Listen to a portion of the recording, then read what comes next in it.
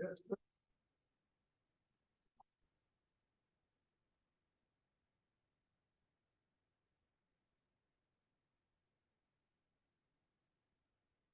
everybody. It's Monday, August 21st, 6 p.m. I'll call this select board meeting to order. Running in here at the very last minute. And for the sake of the folks that are online, turn on your mic.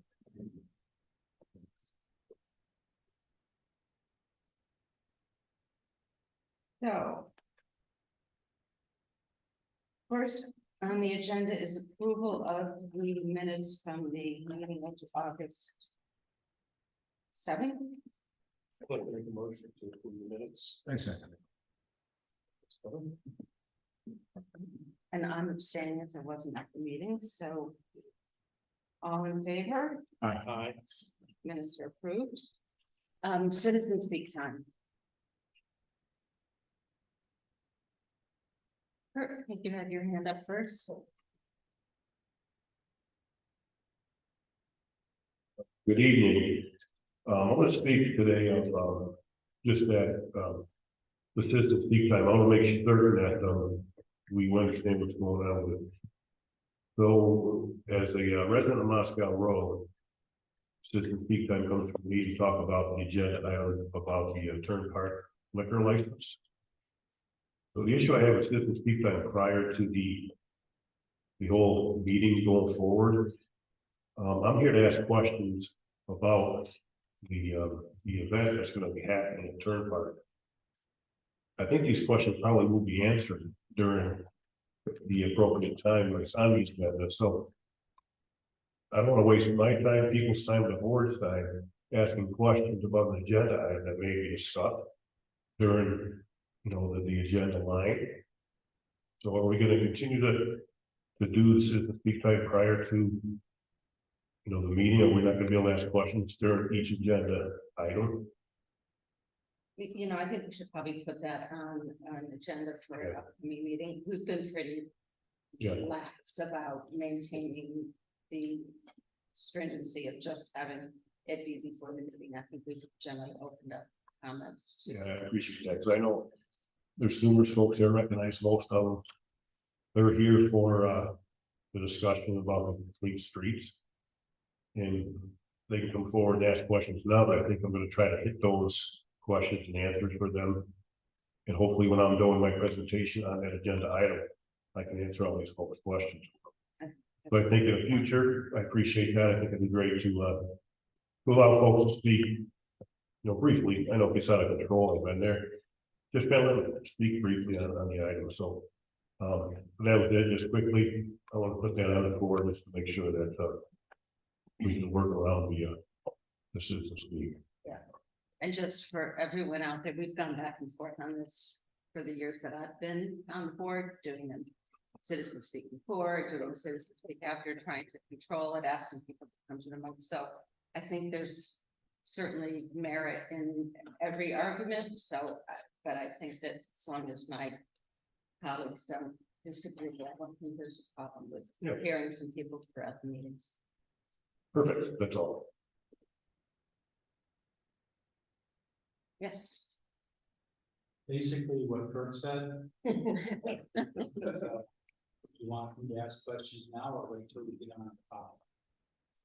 Yeah, if you would, why don't you come up and just announce yourself, please, and what we generally try to do for citizen speak time in order to kind of control it, is to ask people to announce themselves, say who they are, where they live, come to the podium. We try to limit to some degree the length of time that people speak, just to try to keep things in control. Hey, my name is David Potter. Live at 24 Pixel Hill Road. Been there 30 years, almost 29. Myself and several of my neighbors on Pixley Hill are here to voice their opinion about what we've heard about going on with the complete streets. The line item having to do with turning the bike path, well not bike, it's a railroad path access along the river into whatever is being talked about. I'm completely against that as a plotter. Anybody I've spoken to, my neighbors that have been along that stretch are against it as abutters. I doubt you'll get any abutters saying, yes, that's a great idea. Right now, that's private property, that's not town property along that whole stretch. Some abutters actually own part of that property. But where everybody parks, right off 41, they're parking illegally because that's just a gravel runoff right there at the entrance to that abandoned railroad trail. It's not a public access. One, I don't know how you're gonna get past Concom because the Riverfront Protection Act protects anything within 200 feet. And having an architectural design firm in town for the past 20 years, going to Concom meetings almost every month, many different times, between the wetlands and especially riverfront. There's not a heck of a lot you can do that close to a sensitive wetland resource area, especially running water. So if anything, you should be putting up a fence to keep anyone from parking because it's so close to the river. So that's basically my concern, and might have some more questions when the topic comes up. Because I haven't heard a lot about it until just recently. Right. Thank you. Thanks. And maybe, for when that does come up, you can give us a little bit of an overview of what the process is gonna be and when and how we'll get community input and what's, not everything is being discussed today, just 4 items on that 15 item list. Yes. Please. Mhm.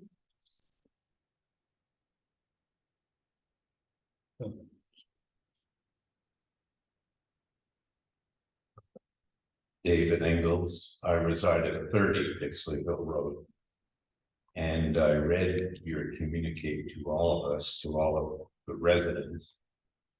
And I was surprised to see that line item for proposed project because there are enough problems with that path. With people taking motorized vehicles through it, ATVs, and we've even had motorcycles go through it. My driveway up on Pixley is a crescent. And yesterday, a motorcycle drove through my driveway.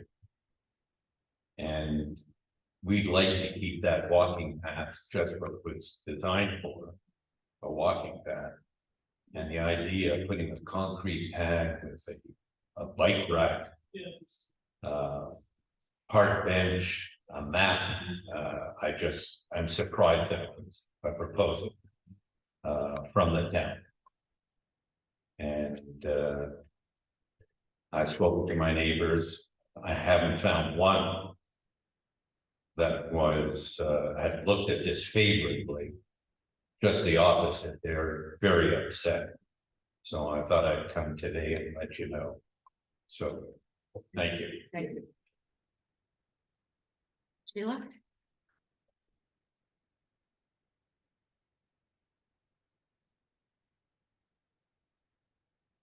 Sheila Thunfors, I live on 2 Stockbridge Road. I just want to clarify that when agenda items come up, that we will be able to ask questions and comment. Okay, I will wait until then. Okay. Yeah, it's sort of not what we generally do, but there's merit for it for sure. And we'll ask her to, when he does start to make his presentation, to give an overview of the whole project and how it got to where it is now. Is Jared here? No, but that's not the first item. Oh, Andy, I'm sorry, Andy Cutter. With Josh Dillon. No, Josh Billings, Josh Abby. Happy, sorry, thank you. Yes, please.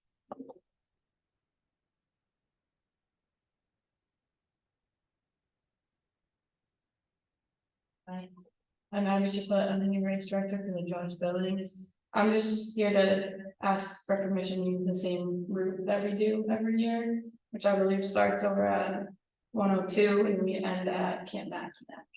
So the same thing we do every year. I can name it. Do I name it too? Where, does everybody know the route and where it goes?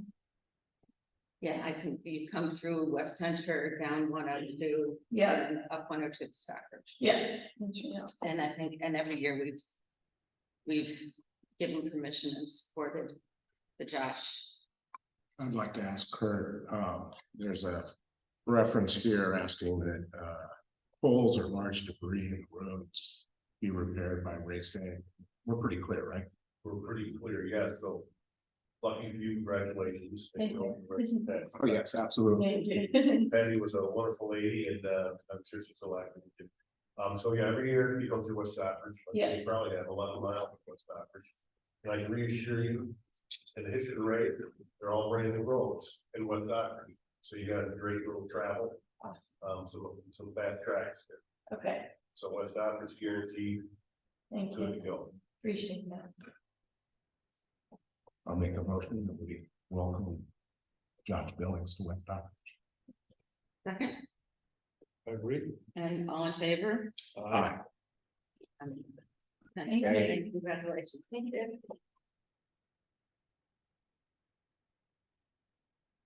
Going back to the established order, and Thank you. A week ago Saturday, we had the zucchini festival. It was wonderful. I had a great time. And I really wanted to put this board's recognition in place for the work that was done, the community feelings that were engendered. So I am making a motion to resolve to recognize the outstanding contributions to the West Stockbridge Zucchini Festival. I'll read my resolution. Whereas the West Stockbridge Zucchini Festival has been and has returned as a beloved annual tradition celebrating community spirit, creativity, and the bountiful zucchini harvest, not my kind. And whereas the success of the West Stockbridge Zucchini Festival is a testament to the hard work, dedication, and enthusiasm of numerous individuals who generously donate their time and effort to ensure its success. And whereas the festival's seamless execution and vibrant atmosphere are a direct result of diligent planning and coordination by the West Stockbridge Cultural Council and the Zucchini Festival Committee. And whereas the festival has brought together the residents of West Stockbridge in a spirit of camaraderie, fostering a sense of belonging and unity among community members. And whereas the town of West Stockbridge recognizes the exemplary leadership and dedication of Marjorie Powell, Chair of the West Stockbridge Cultural Council and Zucchini Festival Committee, and council members Jacqueline Moffett, Sue Leo, Scott Sawyer, and Curtis Thurling for their tireless efforts in organizing and overseeing the festival.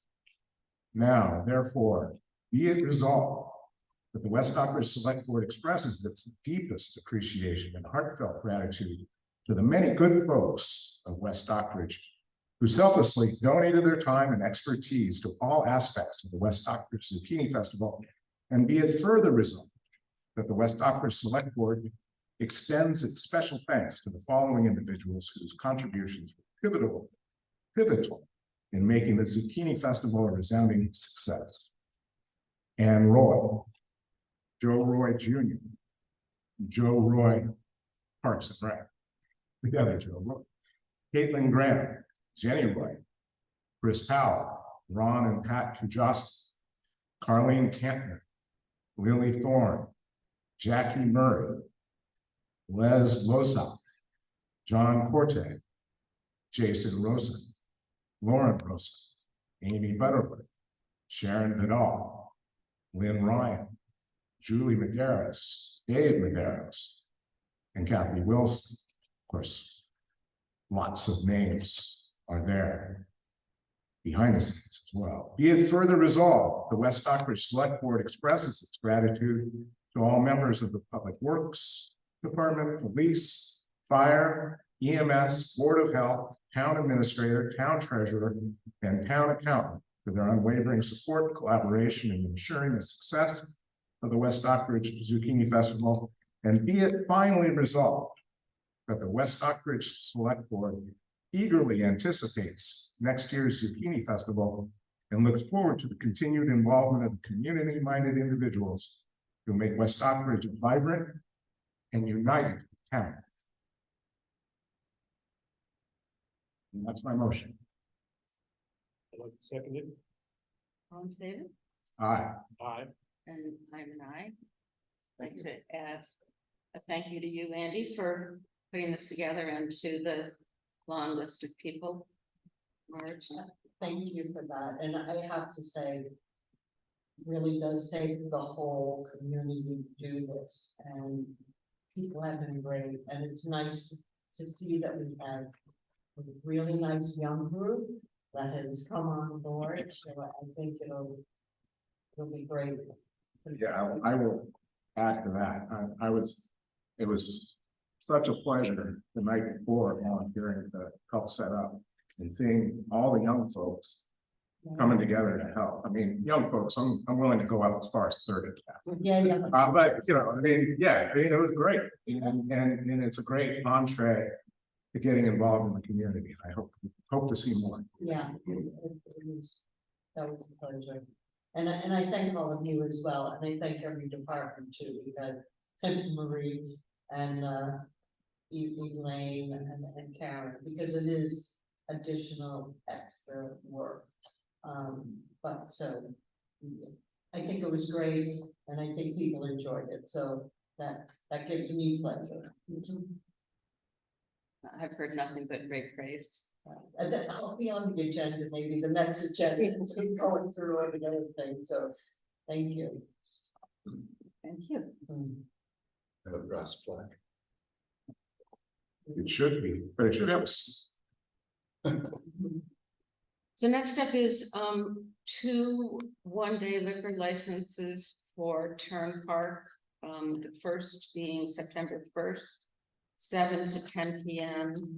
Turn Park is having a film screening and they're asking for permit for beer and wine.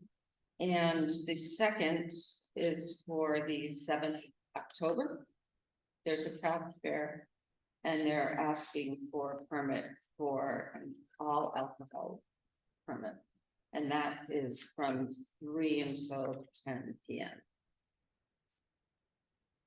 And I would make a motion to approve the applications. The applicant's not present. He's not, but I don't think that we can, Is Jared here? no, I don't think he. I don't know. He doesn't have to be, but he usually is, so I don't know if something might have happened. I did email him to remind him, but. Mark, did you want to say something? Yeah, I was just wondering when he's doing for detail map. Oh, bring him up. Oh, his hand is up. He Yep, just joined. he's usually here. Thanks. I didn't have my glasses on. Good thing you saw that. Check the participants up there.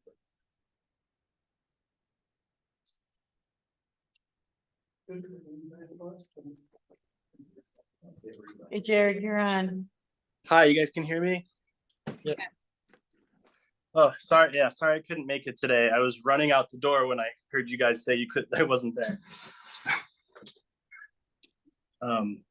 But so the 2 events are the first one is the movie screening. It should be a pretty tame event.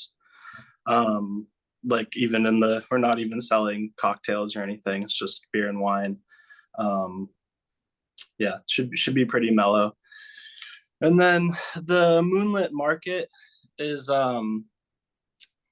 actually like up in the air right now. We're not even sure if we're gonna be able to put it on, but we wanted to just have our licenses and stuff put on. But if it does happen, I've talked with Chief Portieri about having police at least 2. And we'll be utilizing the parking space behind the water treatment plant. And pretty much the same plan as last year for the Moonlit Market, which was went without any complaints and was a pretty fun time. That's probably all I have to say. Do you want to come up? No, yeah, that's Okay, all I need. okay, so he's talking about having. No detail for the first and then 2 for the one on October 7th. Kathleen, we have something. Yes, At these two events, is there food should- sold? He should Or come. is it just yeah, if beer you and if you wine? wouldn't mind coming to the podium. Please. You want me to look at Yeah. that? Yes. Can you move your microphone closer? I can.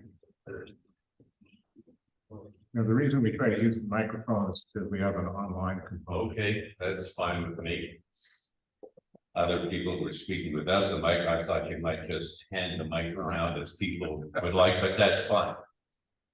My question is food served at these events?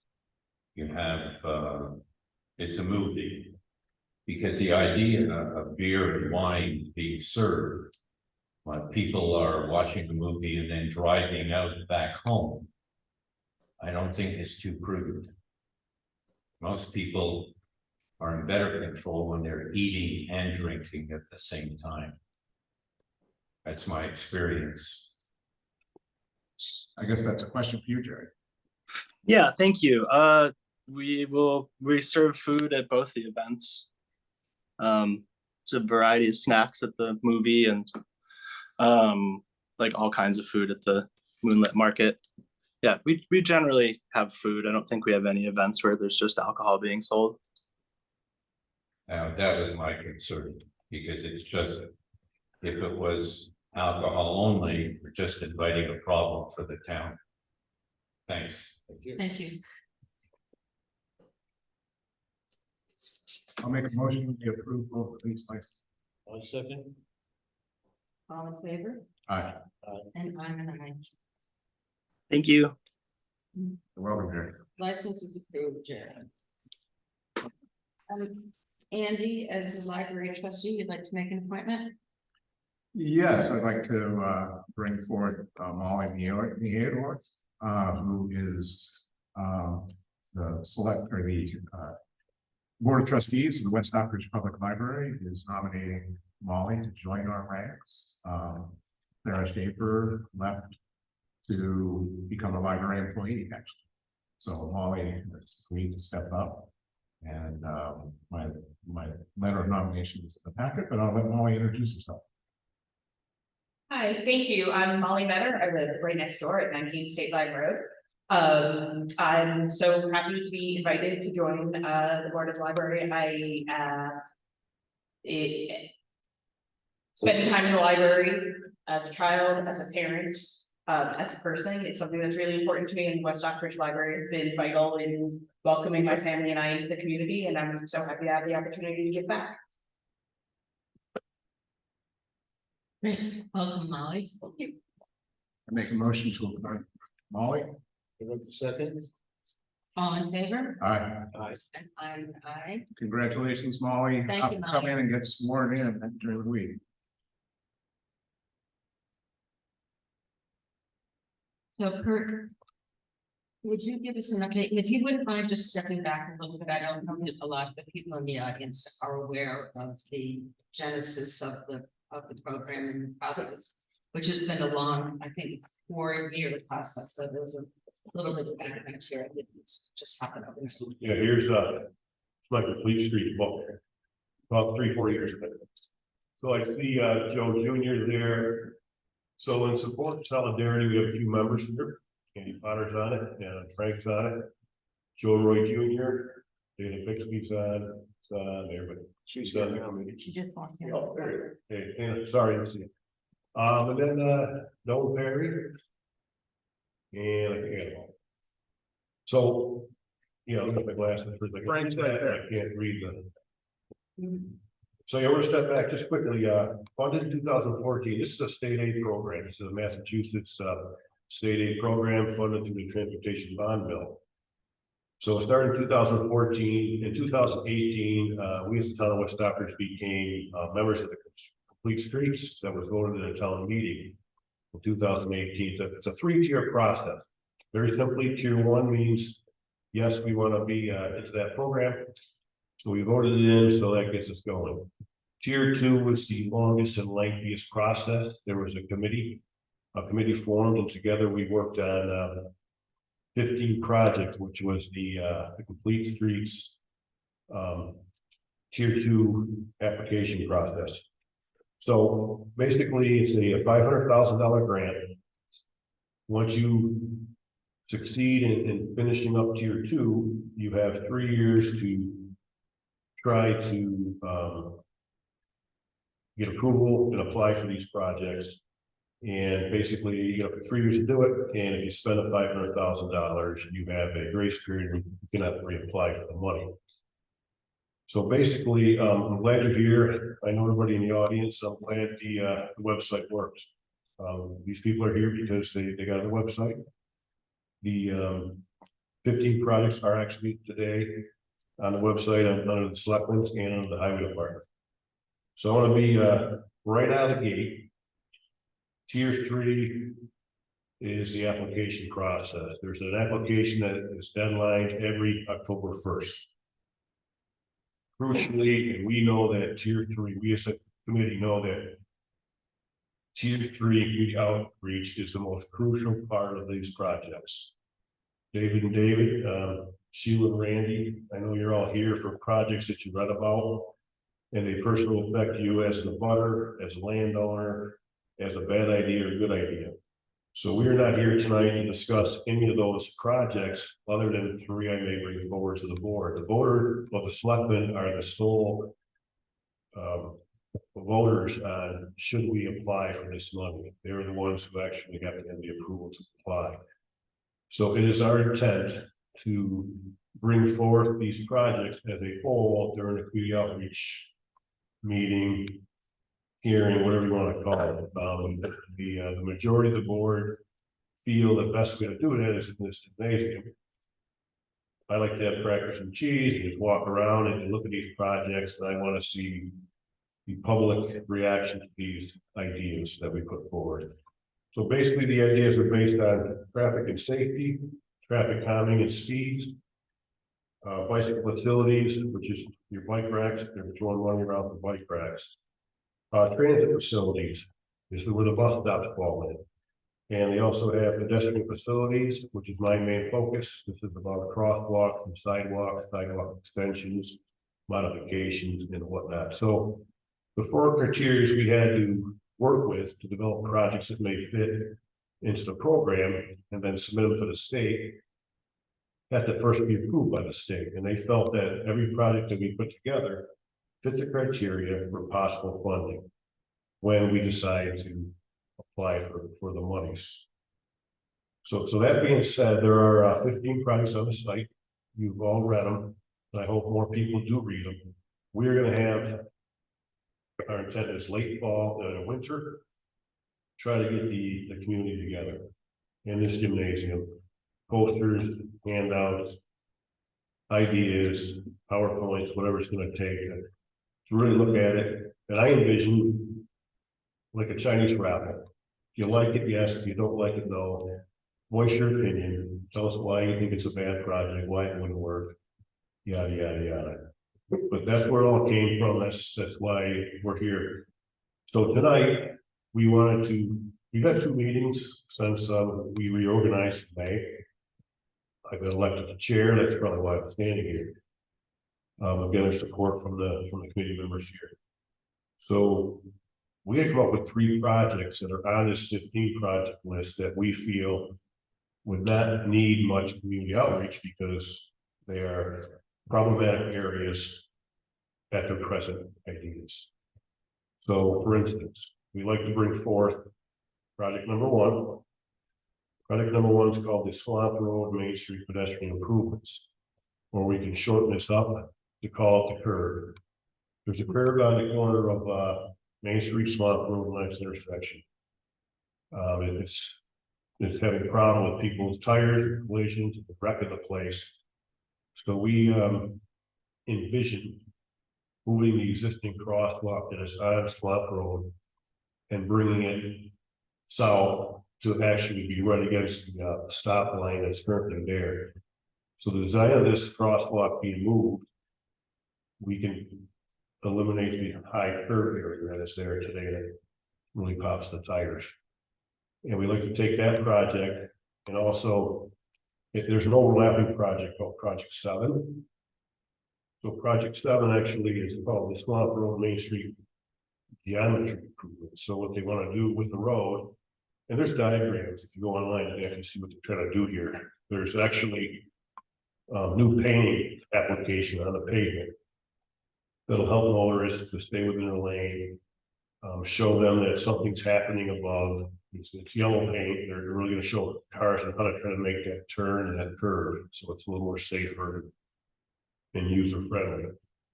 So that's one project we're asking today, if we have the ability. Can I just jump in? Sure thing. 1 and 7 also have safety bollards, so that people waiting for that crosswalk, there would be cast iron bollards in position, so that if anybody didn't get the idea that they weren't supposed to go up over the curb, they know that there's something there. Right. Yeah, safety bollards, paint, new signage, and so there's a crosswalk there. So we were asking if the selectmen would be so inclined to maybe give us approval to put that project forward. We just looked at the application, online process, and she studied it, and it seems relatively easy. Most of the work is done, the estimate's done, the ideas, the concept is in place, that has to be submitted at the same time. So that'll approve that area. That's project 1, and that does have a cost. The cost of that project is $40,000 for the crosswalk move, and then the project 7 was $14,000 for the paint, so it's about a $54,000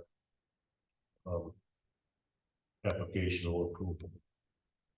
And keep in mind, every dollar you take from the $500,000, that'll be remaining balance, and that'll stay in there for 3 years if the town were to apply for anything else. Secondly, is relatively simple. It's the traffic calming mechanism. We have numerous signs in town. These are the flashing speed limit feedback signs. We have a couple in Williamsville. We have one on top of Lennox Road. We have one on Main Street, one on Swamp Road. But these can be funded by the state. They're going to be in the thickly settled area where you come down Lennox Road, and it'll be flashing your speed is this type sign. That's a known issue right now. Currently, it's traffic calming, and we'd like to apply for that level and maybe get that project taken care of. That was project number 2. So the third project we had, and there's going to be a hiccup. There was a document we were utilizing as a committee. We found that project 14 and 15 were actually reversed when we get to the website. You see the Berkshire Regional Planning Commission document that is on the website. We as a committee are going to switch our thoughts on. We're going to follow the website document. So we're going to take the Foresight document and switch the numbers. So we're actually chasing project 15, and I think that puts project 14 as Pixie Hill Trailhead. Is that correct? I think that's the way it's going to go. Yeah. So yeah, so we're asking for project 15. That's on the website. And this project here is I'll read what the title is. It's the Depot Street Municipal Parking Lot Pedestrian Enhancements. So this project basically would take, and there's pictures showing this. You'll go on the website and look at it. This will take the crosswalk that is currently near Michi's deck. And for us all who know, this is a crosswalk that used to go across the street, still does today. Used to go to the phone booth in the information booth. So we believe the crosswalk needs to be realigned. So instead of coming out behind the telephone pole, behind emergency signs, bring that crosswalk that comes out more towards Michi's deck. And then when it hits that, it's a municipal parking lot. And enhancements there would be when you get across the street, small bench. And then We're gonna add a piece of crosswalk that'll come from the picket fence that's there. I guess it's not a picket fence, it's a foot rail. But clean that place up a little bit and then add a crosswalk that brings you directly in front of the, like the bank, just connect the crosswalk to the sidewalk that's there to get a straight shot across the street so you get to the Williamsville Dam side, which is currently in line with that. And Kurt, Yeah, these are pricey little projects. I just jump in and Yeah. all the two projects that relate to traffic safety and deal with the crosswalks.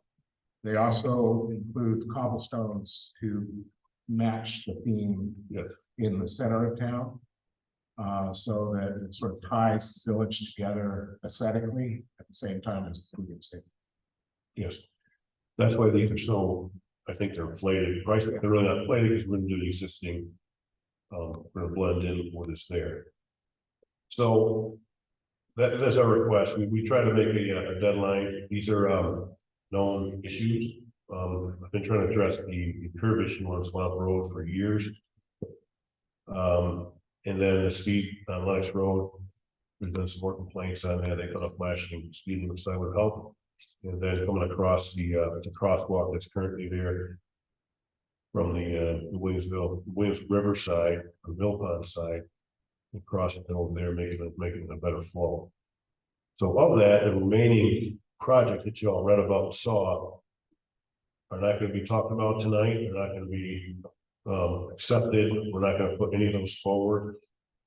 I will see you all here when the time comes for that. And that's the way I envision the outreach should be your concerns. Whose idea was this, just all the good stuff we wanna talk about, and I wanna put every project to a vote. I wanna see if it's enthusiastic, if it's not, and we'll just scrap it. You know, but these were all based on the four criteria that we had to work with: pedestrians, traffic calming, bicycles, and whatnot. So I hope I helped out, and I hope I maybe solved some good questions and problems. Andy, go I ahead. just want to jump in again, just to really put the finger on it.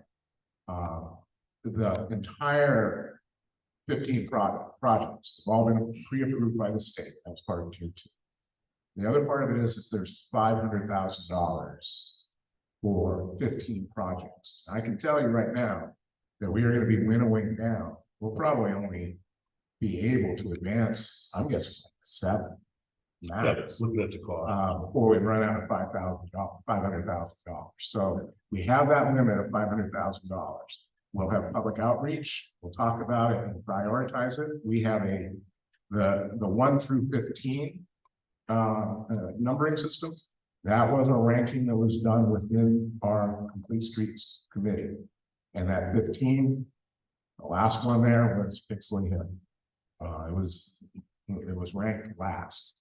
By the committee. So I think what's important to remember, we are going to be having public outreach, stay in touch. We're going to continue that discussion. The reason that we wanted to advance these 3 projects tonight is because we have an October deadline and it gives the town an opportunity to put shovels in the ground next spring. Otherwise, we would be waiting until May for the entire process. We also, another important thing to note is we have 3 years to spend the $500,000. So we can take those 15 projects and be looking at them over a period of time. And I guess cross our fingers to state doesn't pull that money back, but that's the way that process is supposed to work. So I hope those pieces sort of put it into context and ease some things. The new configuration on number 1, Yes. will that reduce the curb jumpers, curb hoppers? Yeah, that's the whole idea behind it. What's gonna happen is the crosswalk now, the new crosswalk that's gonna be installed. Will go into that curve. So there's gonna be ballards on each end of it. It's gonna not be a raised curve anymore. It's gonna be a handicap ramp. It'll be street level. And so if they miss it, they're gonna snap the ballard off. And then get on the sidewalk. So they shouldn't. But that's something we tried for years. I'm trying to fix that. I think a baller is a lot more visible than a tall. Hard to miss. Yeah, and believe it or not, 95% of the cars that hit that are going east over the bridge, over the dam, taking a left-hand turn. And we've witnessed with videotape, what's happening is cars that stop at the stop line on Swamp Road are not stopping at the line, they're going forward. And when the car goes forward, the oncoming eastbound car making a left-hand turn has to make a wide turn, and that's when the collision occurs. When they go around the car, so now if you go past the stop line, you're gonna be parked in a crosswalk. So that makes the infraction that much worse. So it should keep them back a little bit. And with the new configuration of the geometry of paint that's on the road, should help them along the way. So hopefully I can answer more questions, Barry. You should have a concern. You probably saw a path going through your backyard on some of these projects. Maybe you didn't look at any projects. But there's gonna be time to talk about that. Well, it's not, it's in the back of your house, it's along the turnpike, but that's a project. I didn't see that. Oh, sorry. You'd be looking at it though. Davis, which one was first? I don't care. Dave Potter. Please talk loud. Yeah. Does the state have to approve all of these projects? So all the projects, they thought in their minds were eligible, good projects that fit in the criteria of the funding. So now we have to apply, they still have to approve our application, they may not, but the projects themselves, the reason you send the projects to the state is if there was a project in there they thought would never, ever fit the criteria. They would tell you that, and we'd be sitting here with 13 projects rather than 15, but believe it or not, all 15 in the state's eyes fit the criteria of future funding. So now it's the process of the applications. You change out any of those, we have to get state approval. We cannot add any more. This is a final 15. We got 3 years, and these are that we can't add any more projects to this at all. No more reinvents, no nothing. We put them in, and it was they had to be in by May 2022, and we hit that deadline. Is this gonna cost the town any money? Not right now, no. Even in the future, should not. Everything should be covered on this grant. Mr. Ingles. I was going to ask about replacing one or two of the projects with other projects that might be more worthwhile for the town. And one of the items that comes up all the time is traffic calming.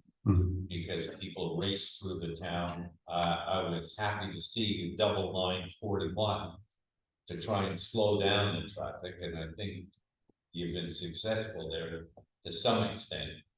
But I proposed to the town maybe 5-6 years ago, traffic calming for the summer, which is where there is much more traffic than during the winter, without a doubt.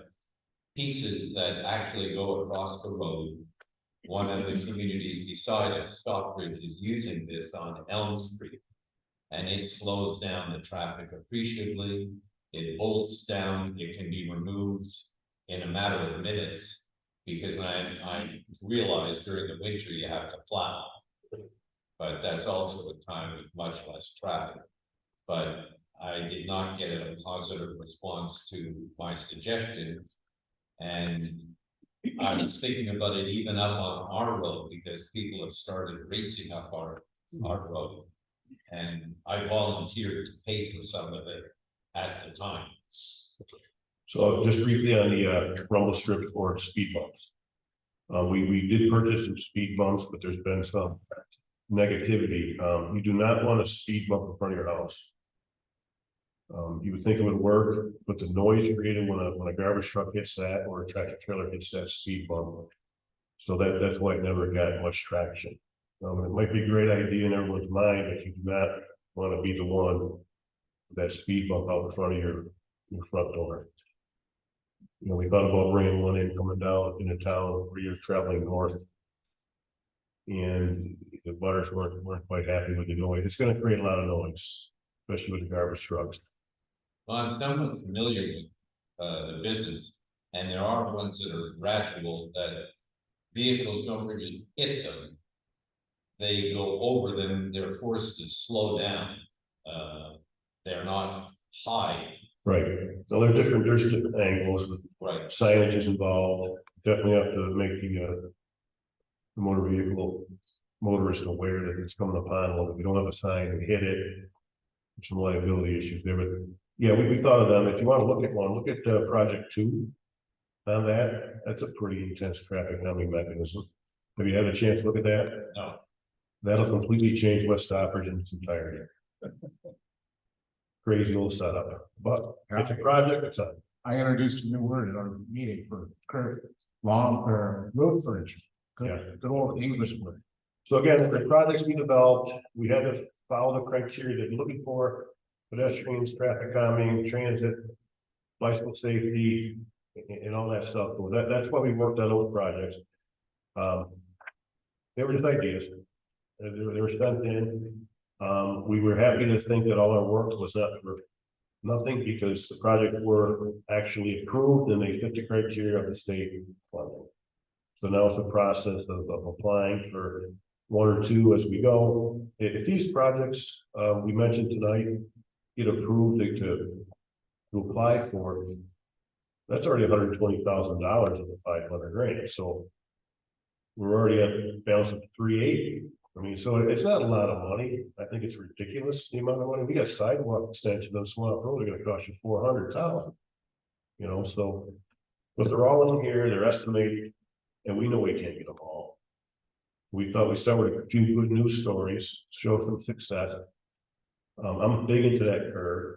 I'm really pushing for that. We're big into the flashing signs. I've been buying those myself, and they're about $3,500 a piece.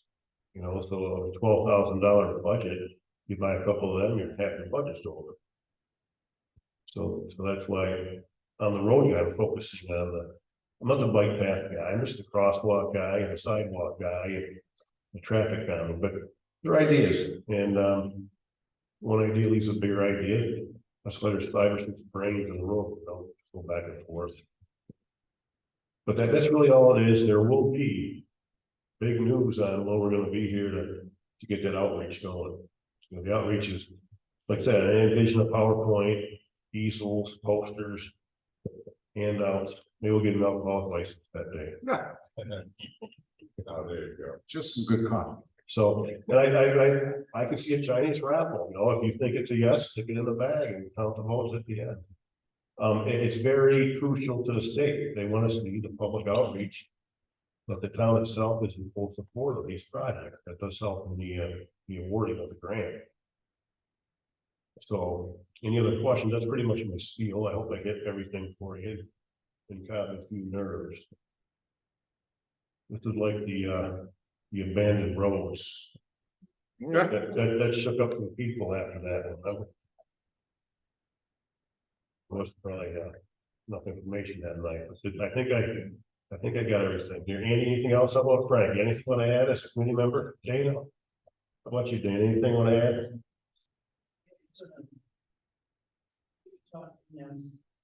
The process of engineering. You've got a engineering concept and regional planning.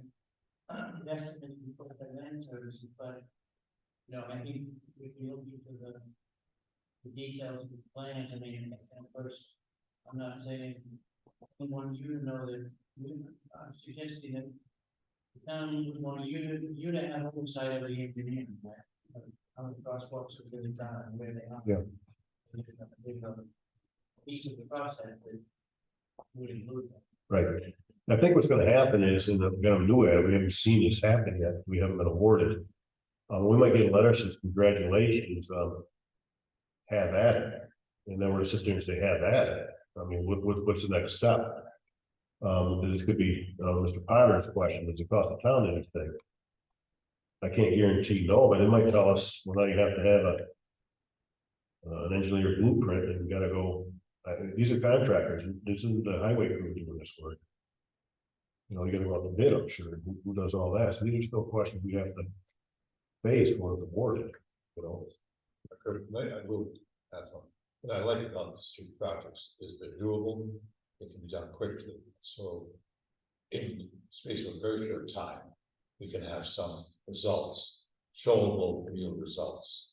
I think that is a nice way to get started on this program.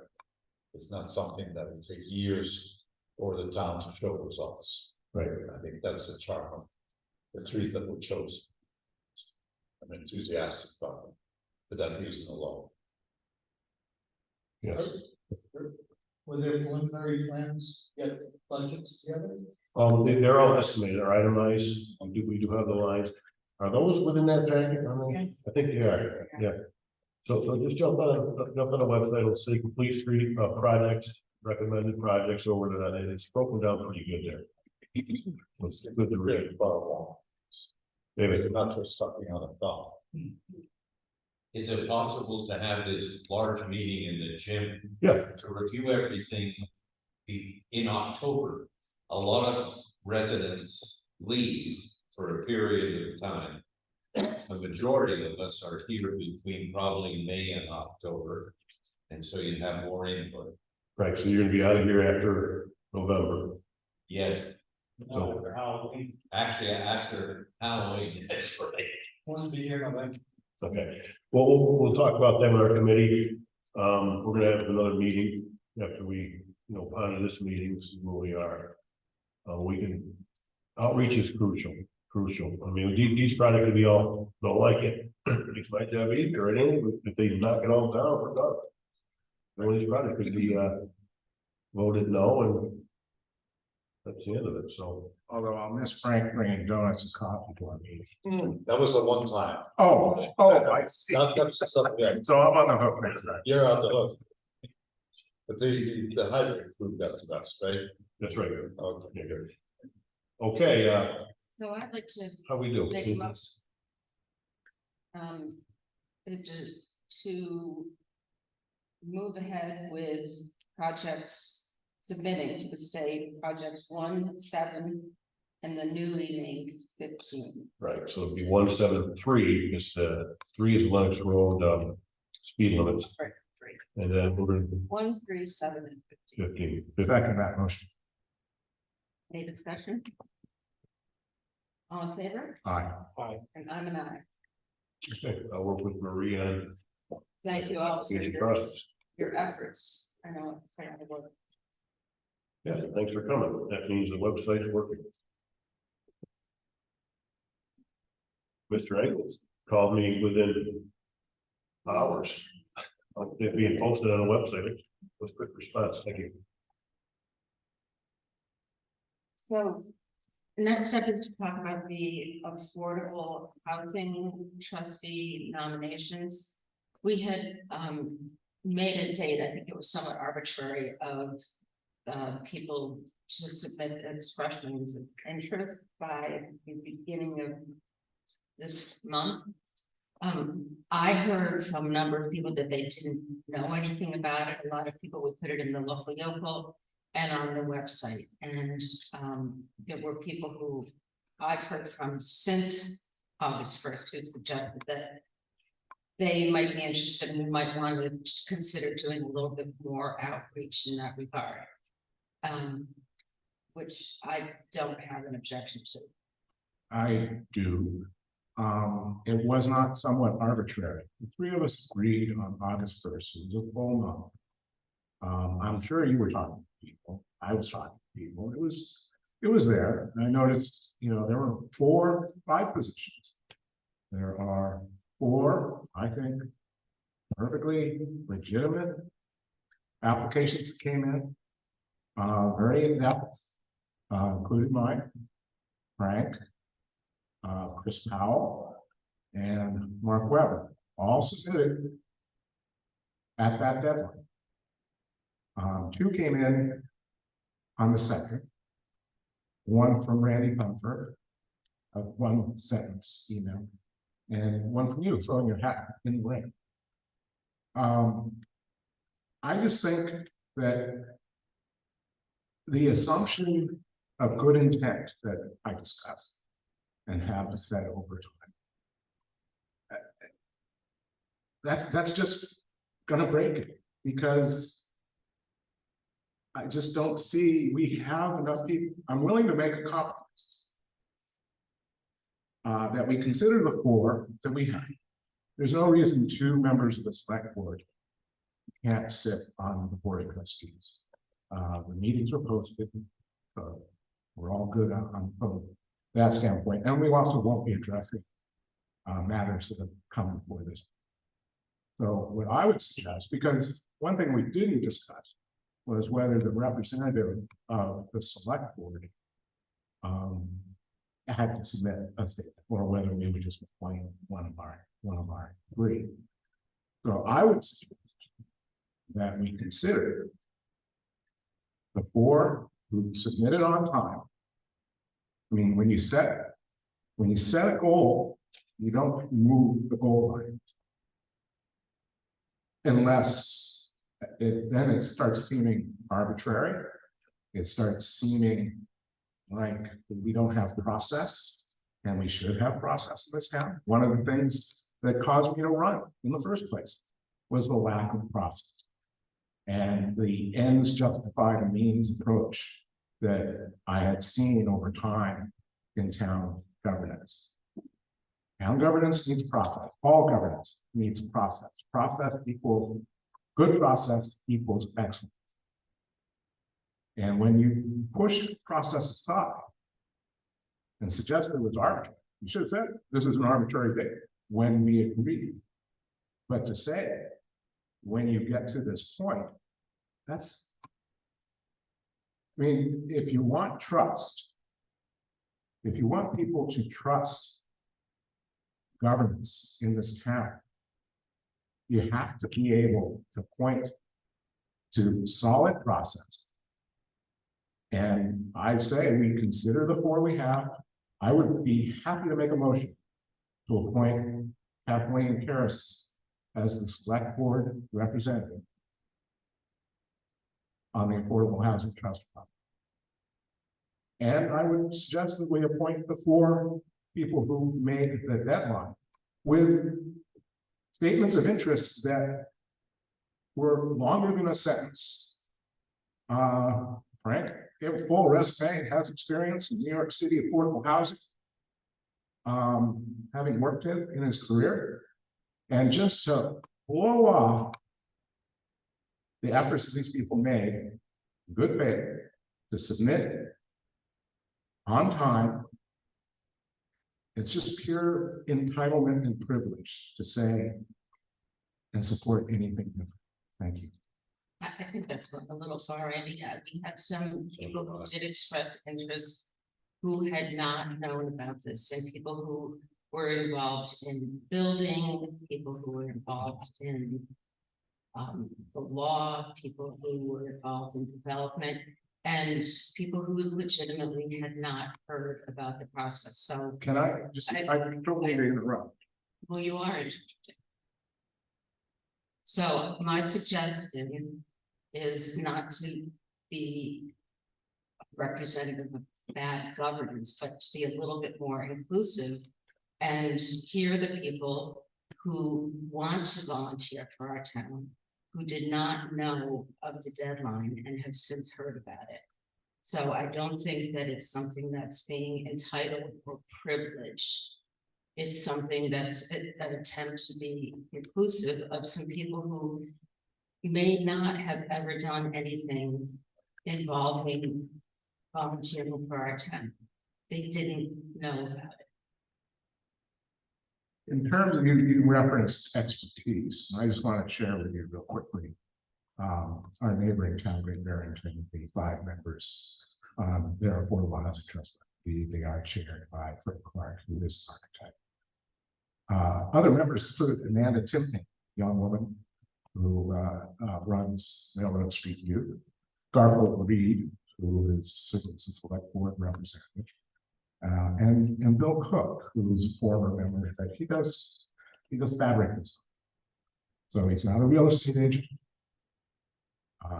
He's not a planner, he's not a banker, he's not a lawyer. They're people. And my fear is that this, now I'm gonna use the word arbitrary. This arbitrary putting aside of the deadline is specifically so we can recruit real estate agents and lawyers and other people that, you know, that's fine, but they should have done it on the deadline. That's what we agreed to. Dana, would you, I didn't know any deadline at all. No, I'd like to know, Yeah. for those people sitting here, just how the town communicated with the community. And made them aware of this deadline. I don't know, did any mail go out to everyone besides an online communication? I've not heard of it, and I don't think the town typically doesn't mail. It's pretty expensive to mail everything in town. I understand. But it was on the website, it was in the local yokel. It was on the community, the Facebook community board, if you're a Facebook person. But yeah, so, you know, there you have it. Okay, I will, oh, it was also on our agenda. So. Mr. Engel, I agree with you. Let's go for it. Let's open it back up. I'm just saying that was not what we agreed to at this meeting. If there was a failure in communication, that failure in communication does not lie with, I mean, it was a failure in communication. But I can tell you there was lots of communication going on, but it just wasn't public. Well, that's why I asked, who's sitting here was aware of it? Yeah.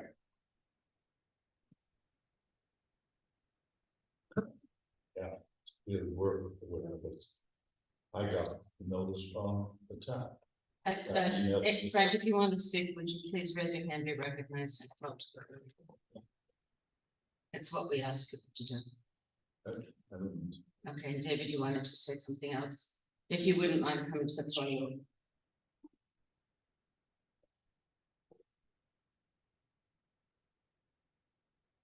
All I get is the selectmen notice that you're having the. And then I click the link and I get the agenda. The agenda is typically a one-line item. That's it. I don't get any notice that you have to, how important this might be, that there's a deadline for submission. None of that's in the agenda. Because you talk about it here, but it's not in the agenda. We are now posting, since last summer, we are posting the packet, which have everything we're talking about. It typically comes a little bit later than the agenda goes up, and then the packet comes out a few days Well, this is the whole discussion about notifying the general later. public. Yeah, I understand. And I'm somewhat aware of what goes on. I'm not always able to participate, but I'm sure a lot of people aren't as online savvy. I'm not on Facebook. I don't always pick up the local yokel. I'm very much, you know, you send me something online, I'll open it. There was no information. So if something is as important as this, you know, if we're talking about, you can have a whole discussion about how many days or whatever deadlines, but I didn't know there was a deadline for this. And I may have wanted to participate.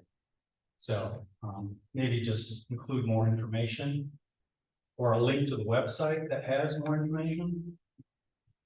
I think it does beg a greater discussion about doing this type of outreach and finding other methods of doing so. So I would like to actually, May I speak? Yeah. Okay, I'm Frank Glassberger. I've lived in this town for some 35 years. No, I did not submit my entire resume. But I will tell you that I have clearance from 3 national banks. The National Bank of the United States, of Canada, as well as the Netherlands. I am authorized to sit on the boards of national institutions in those 3 countries. I applied for this job because I thought this was. It required somebody who had the authorization to sit on something that requires fiduciary responsibility. Listening to this discussion, I withdraw my application. Thank you.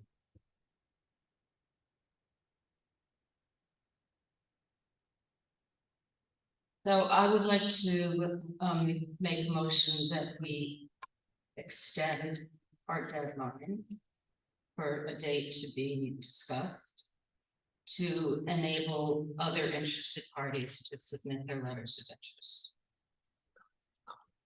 You have a second?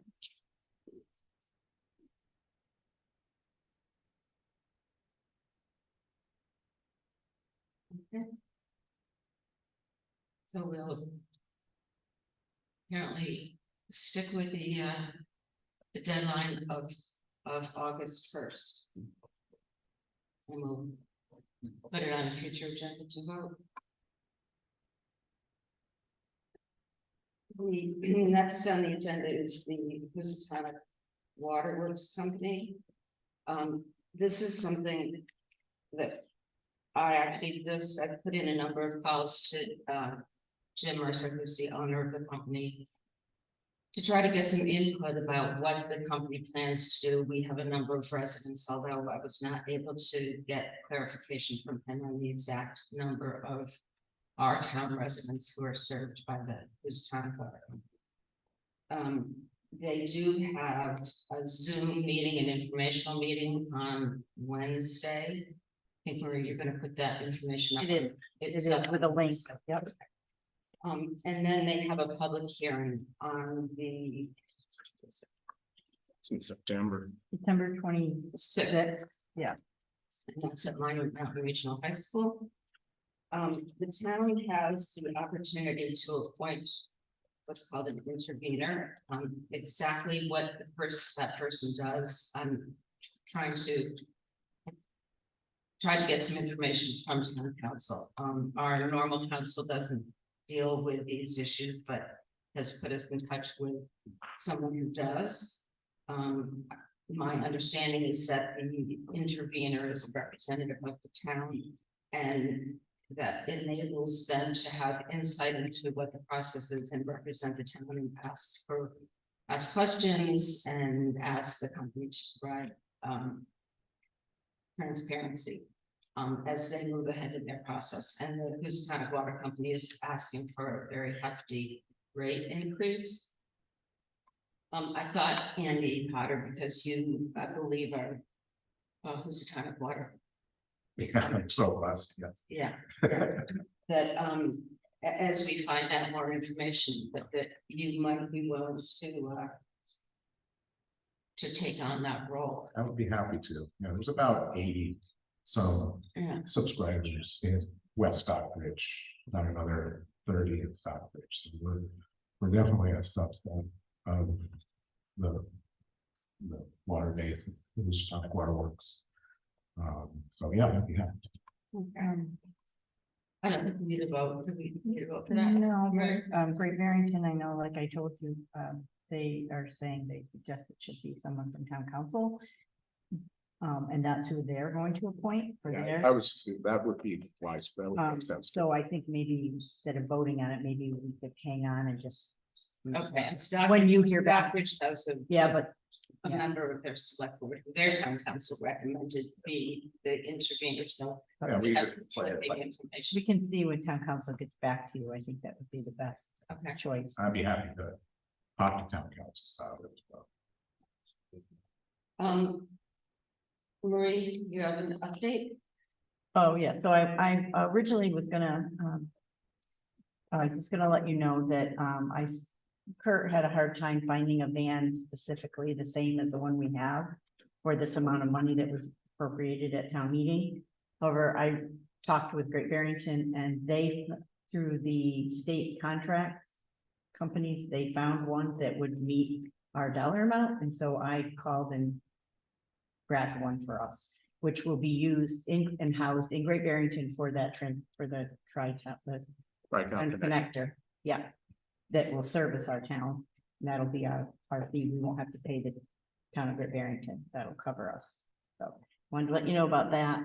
And then the last thing is I gave you each a copy of the application for the rent control board that town council created. I just need your approval to say it looked good to you, and then I can pass it on to the owner of the trailer.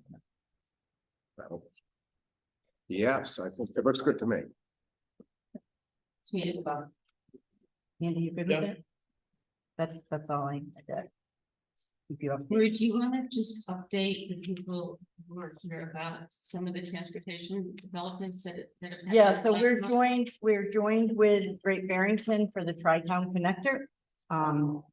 And they service our town. It doesn't have to be just for seniors. They'll come through our town. If you look on the website, it tells all the times. If you have doctor's appointments and things you need rides for, you call them and they set it up. And since recently our driver of our seniors van has not, she's no longer able to do it anymore. I looked into joining the Great Barrington so that our town would have service. And it's not, like I said, it's not just for our seniors, it's for everybody. So anybody can take it. And our donation, instead of paying a yearly fee, we'll buy our new van and they will house it. They will get the inspection sticker. They'll change the oil. They'll take care of it for us. And that's our fee, our contribution of being part of this. I was just gonna throw in, it's also does the specialize in workforce transportation, so they have a special rate for point to point, 1 day round trip, or, you know, folks who work in town, folks who work, you know, and then you have to do 2 days a week, they go up. They schedule medical appointments up in Pittsfield. I think it's Tuesday, Thursday. Yeah. I think I should say, my wife's a driver, so that's why I'm fond of information. So, yeah, I mean, it's a great deal. I was really excited when we got involved. Yep. Sheila.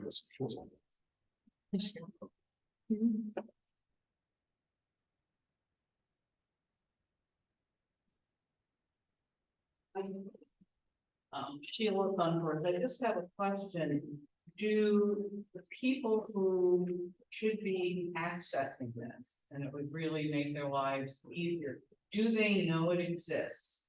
And what's the outreach to be sure the right people know that we have this? That's a good question. I mean, I think, you know, it'd be through council on aging, because that's the audience that, you know, was using the van. So we basically shifted the service from the council of aging to the Tri-Town Connector. The Tri-Town Connector is actually based out of the senior center in Great Barrington. That's their home base that they travel from. We should probably talk to the. I've sent the information to the local yokel. We've tried putting it on Facebook. It's on the website. And our senior agent has. Well, we don't currently have. Oh, we don't currently have. Well, we gotta do some recruiting. But I'm working on that as well. So yes, I'm working on it. It's fairly new that we just joined them. So it's kind of a work in progress, but. Okay, I just want to be sure that, you know, sometimes the people who need it most have the least access to Right. all the ways we get the information. So, Absolutely. Well, there are a handful of people that I know when we lost our driver for the senior van that had contacted me repeatedly, and I was trying to work with Pittsfield at the time. And so I know who those people are and I have given them that information. okay, great, thank you. Hey. Anything else from you, Marie? No, that's it. Thank you. Select board speak. Andy, Yeah, I have an update. Is everybody in the audience, and you don't have to answer yes or no, familiar with the fact that there is a survey on the website for the broadband? Everybody aware of that? Well, look on the website and look on our Facebook page and On the homepage. and the homepage. There is a survey. Take the survey before August 30th. I want that to be a matter of record, so that everybody knows that it's available.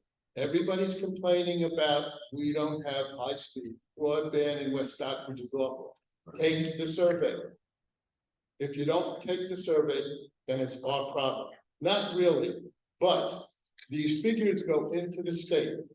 And it's part of the Berkshire Regional Planning Board.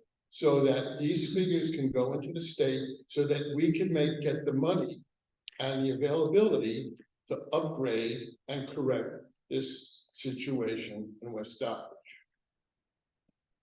So does everybody understand that? It is important. Now, if you don't do it, you know, no harm, no foul.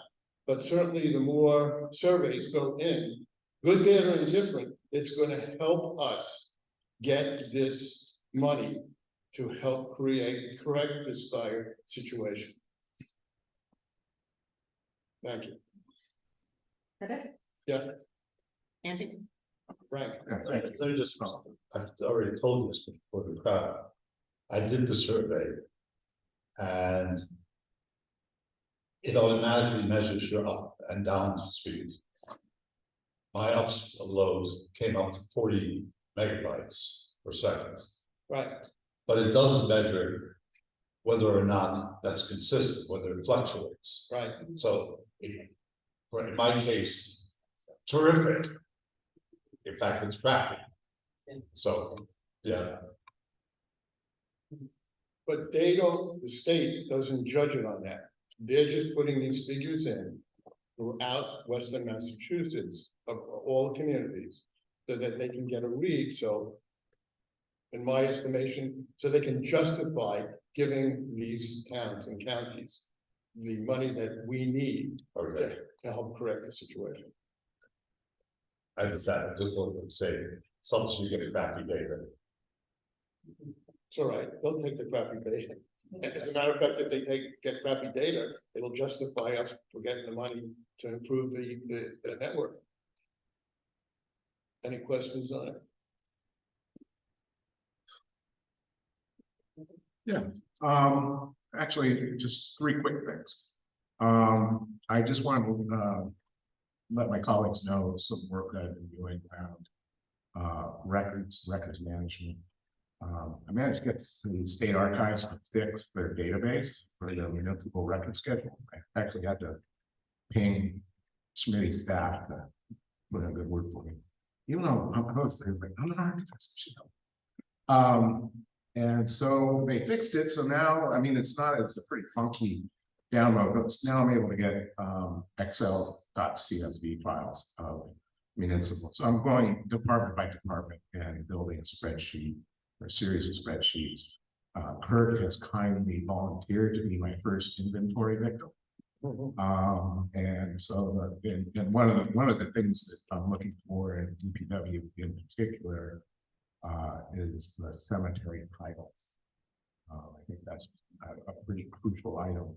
I think we want a really good handle on that.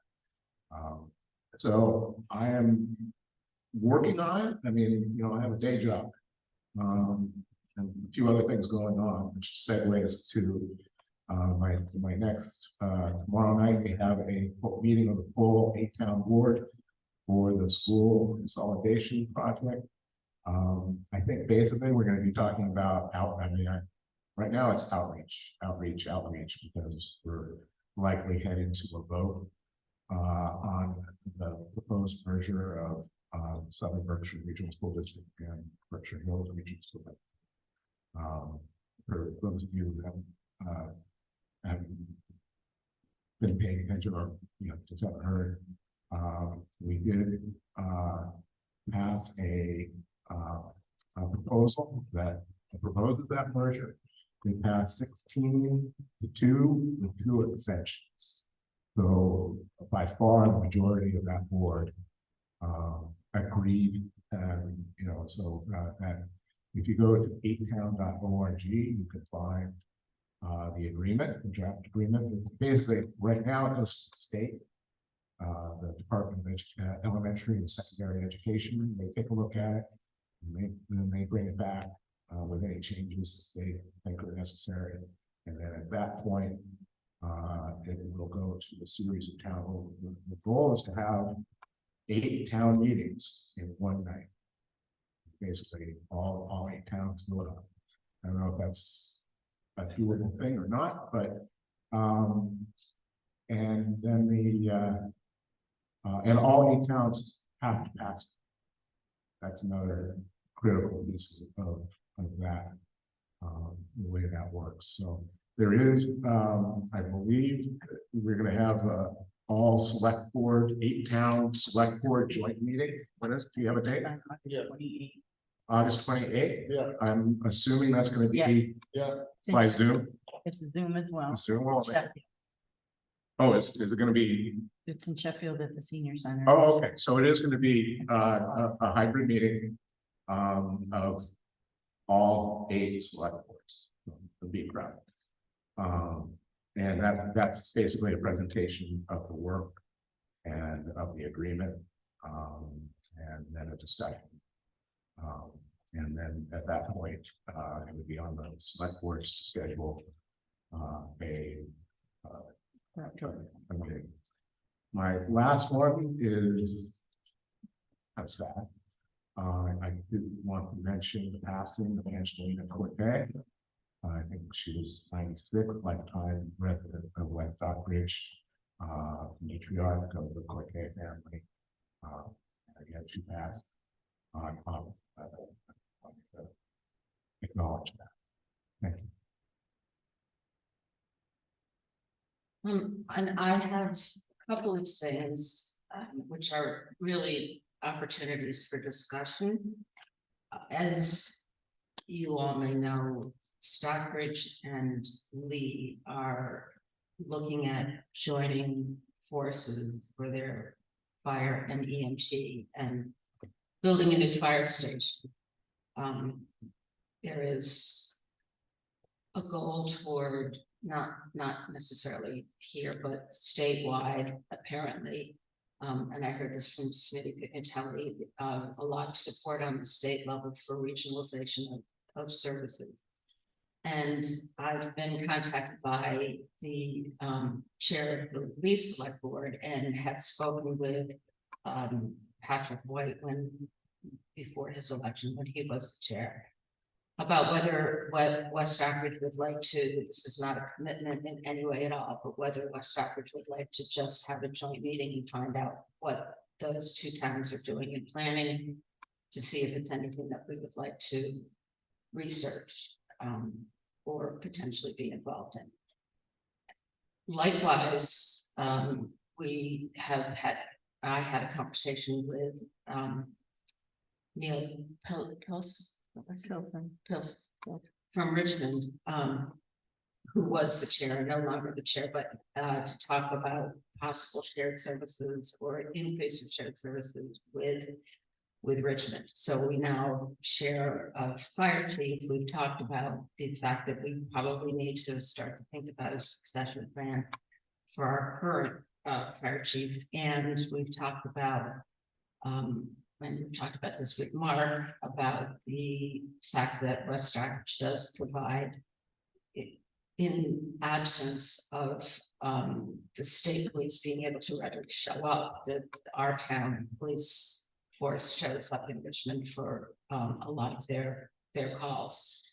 So the idea would be that there would be some more formal agreement potentially with Richmond in terms of policing. And the possibility we do, our town is in somewhat of, I don't want to say dire need, but our fire station is antiquated and not in great repair. Doesn't hold modern equipment necessarily. Isn't, I think, strong enough for a town. In any case, this conversation to be had down the line, what West Stockbridge's needs are in terms of fire and EMT services.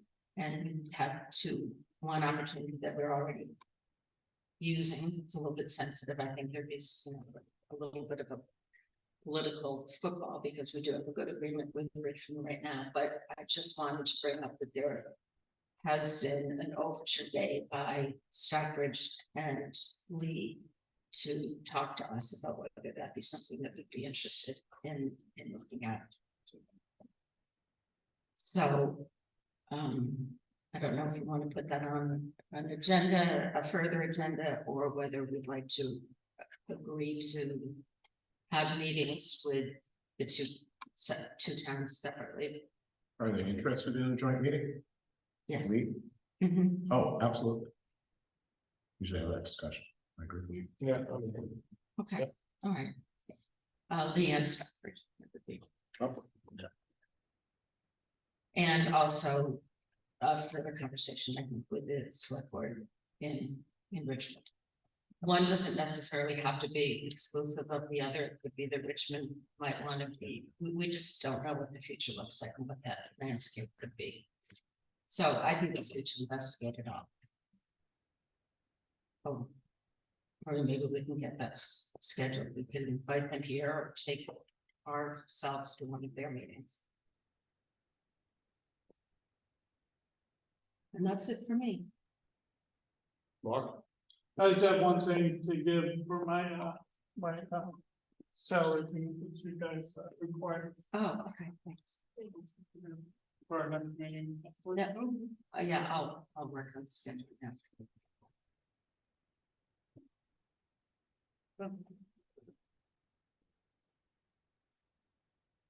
thank you, Mark.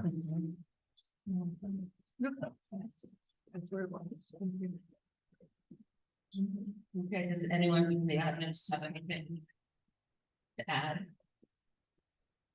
I'll make a motion to adjourn. Second. All in favor? Aye. It is adjourned at 7:00.